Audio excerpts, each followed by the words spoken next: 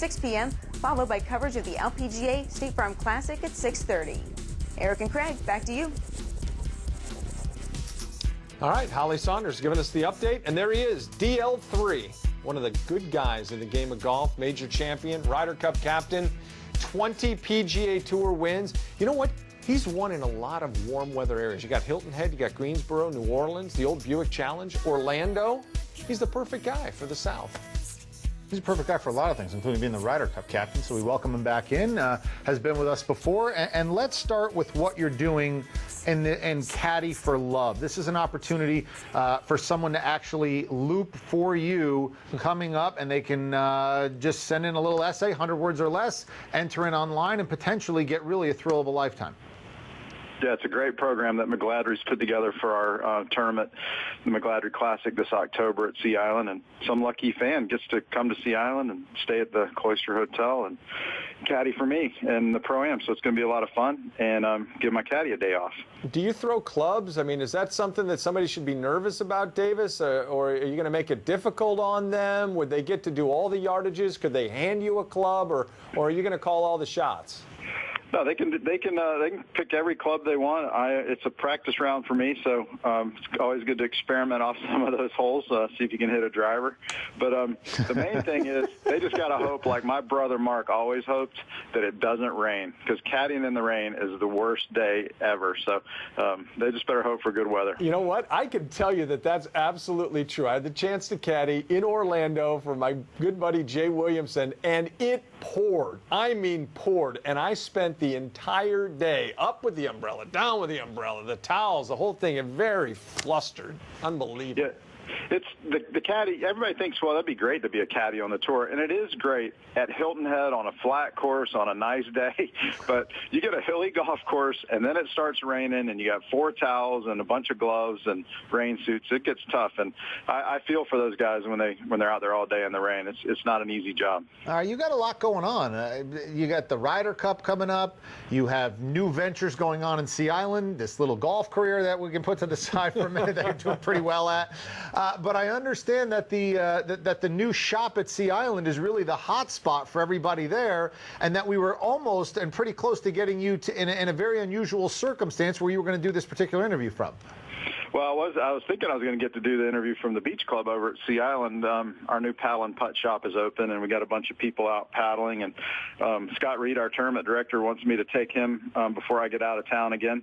So it's really catching on. But as I told you guys earlier, my dog, 115-pound Akita, blew his ACL out yesterday. Aww. So it's hard to move him into the car. So we're struggling with him, and he's having a bad day. But I didn't get to paddle. But I went out and tested Bridgestone irons yesterday. I'm going out working with Jack Lumpkin some on my golf in the afternoons, but we're hoping for a little surfing in the morning. Something in common with Tiger Woods right now, on the shelf and trying to rehab and get back. As long as I've thrown Tiger's name into the mix, want to get your take on Tiger.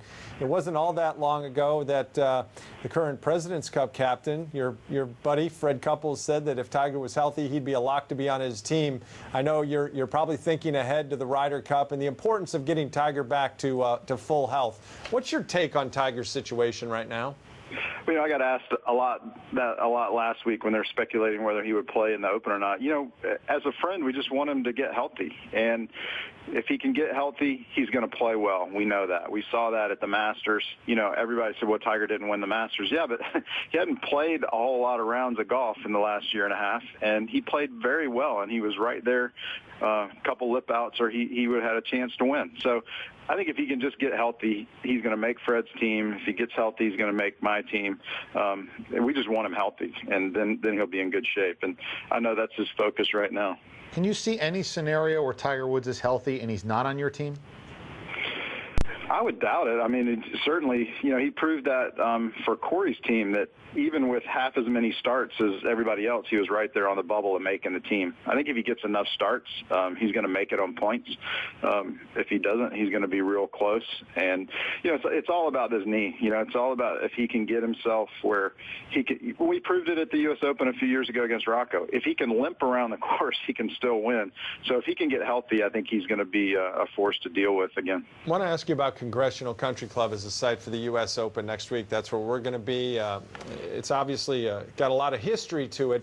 Have you ever thought about the USGA maybe going to a 5-course rotation? I know that gets brought up every now and again, and certainly there are a lot of great venues that go into the mix. I don't know which way you stand on that, and what's your opinion on Congressional?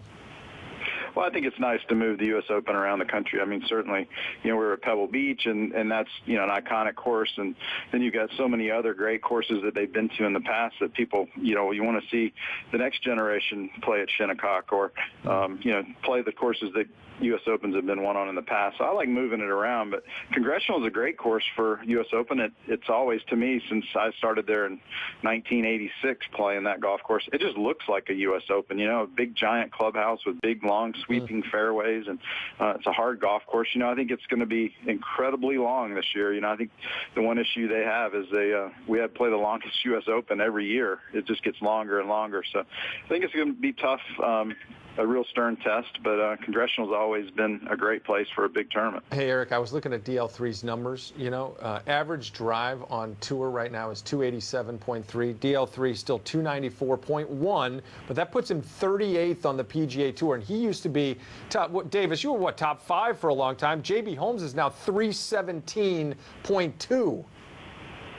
Yeah, my numbers haven't backed off that far.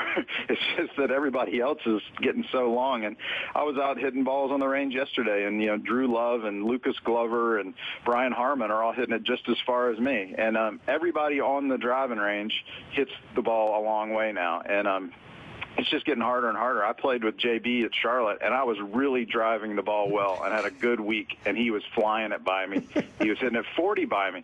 So it's no contest. But you know what? We're getting better athletes like Dustin Johnson and guys like that, and guys are just hitting it farther and farther. But, Congressional, when I guess it was 97, was the first week I put in a metal driver, and that was like a big deal because I'd finally switched over to metal. Now there's kids out on tour that have never even hit a wooden driver, and they came up swinging for the fence.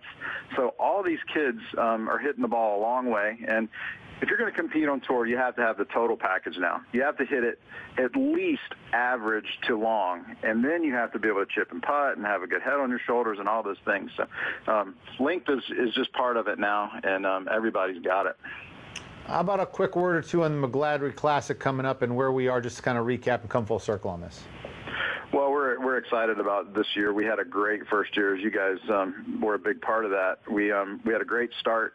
We've got a great team, and we're like every other tournament really right now. We're just working on selling sponsorships. It's a tough market still. The economy does seem like it's coming back, but it's not. And sports sponsorships, you see it with the NFL, you see it with every other sport. We're still working hard to sell sponsorships and sell tickets, and our team's doing a great job. But everything's great here at Sea Island. Couldn't get on the golf course yesterday afternoon. There's so many people playing golf, so it's going great. We're excited about it, and looking forward to October. And the Caddie thing's going to be fun. The tournament's going to be fun, and after everybody's done it once, we're going to have a great field this year. CaddieForLove.com. Great contest, great idea. Couldn't think of a better guy or classier guy to caddy for. Davis, thanks very much for spending time with us. Even if all those other young kids think you were like playing golf back in the days of Gene Sarazen with the Persimmon driver. Good luck, and we hope to see some good things from you. I'm excited about the U.S. Open. Look forward to seeing you guys up there. All right, thanks, Davis. Davis Love III, really good guy. He's done a lot for the Golf Channel in 16, 17 years to help this place get to where it is today. Still to come this morning on the program, our back nine questions. Obviously, plenty of reason to focus